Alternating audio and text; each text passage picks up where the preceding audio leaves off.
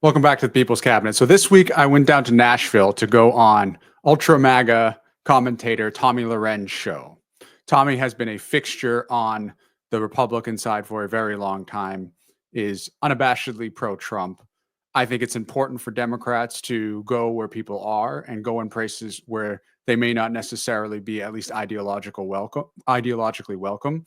So I went down to Nashville to do that. And so I'm going to take you through some of the parts of the conversation and give a little bit more color commentary.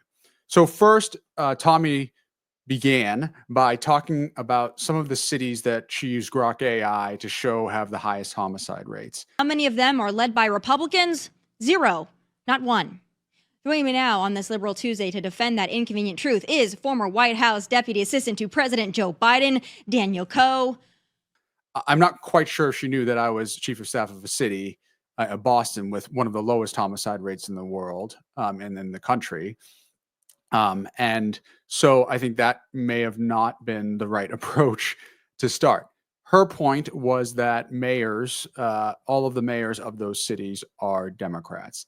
Now, not to mention the fact that the vast majority of Democrats vast majority of mayors nationwide are Democrats, but she was using it to point out that it must be party ideology that is causing crime in cities.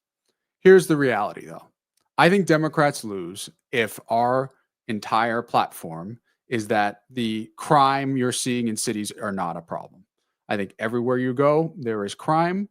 It is the reality of the world, and we need to be thoughtful about how we talk about crime.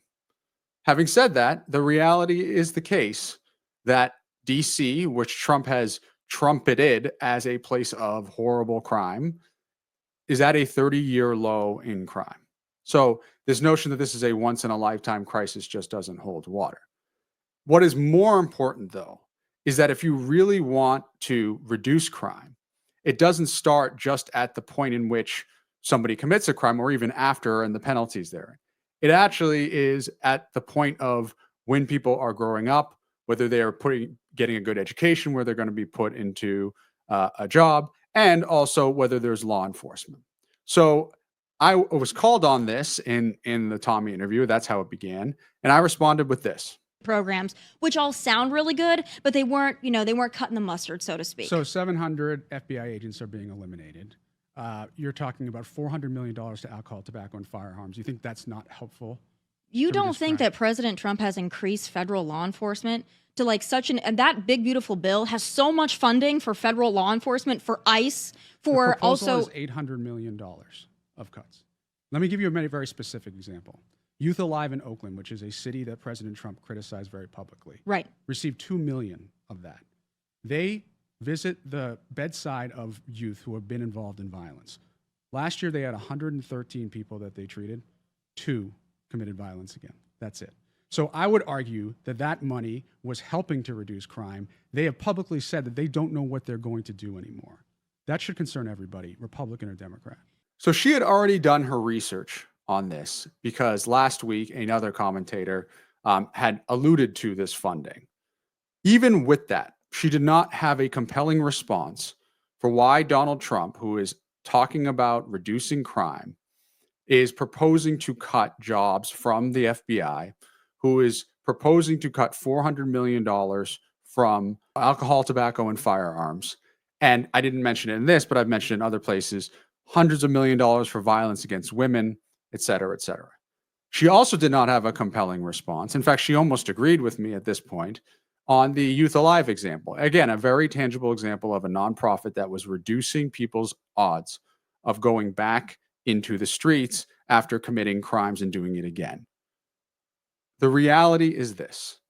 The MAGA right, for some reason, despite the fact that Donald Trump is an investor, refuses to admit that long-term investments that are positive involve investing in people, not just companies, corporations, and special interests. And all of the data shows that the return on investment is incredibly high when you invest in people early, you put them into programs that give them a good education, a good job, a sense of mission. So Donald Trump is not only doing the things that are increasing crime in the long term. As I mentioned in the conversation with Tomi, He's cutting youth job training programs. He's also cutting on the other end of the spectrum about $400 million for senior work. So there's a program at the Department of Labor that helps fund things like jobs at the library. If seniors want to work at the library, it provides funding for it. Donald Trump cut that. Now, to be fair, they are claiming that they did not see a lot of efficacy in these programs. Fine. But my argument is take that money and allocate it somewhere else. But if you take the combined cuts of what they're doing there, you are still leaving billions, at least 1.5 billion that is just being cut. So this is just yet another reminder of Donald Trump claiming that he's for workers, claiming that he's tough on crime, when in reality, it's complete and utter BS. More to come. We hope you enjoyed this episode of the People's Cabinet. If you did, please like, subscribe, ring that bell, and tell us who else you would like to see sworn in. And let us know in the comments what other topics you'd like us to cover. Let's go.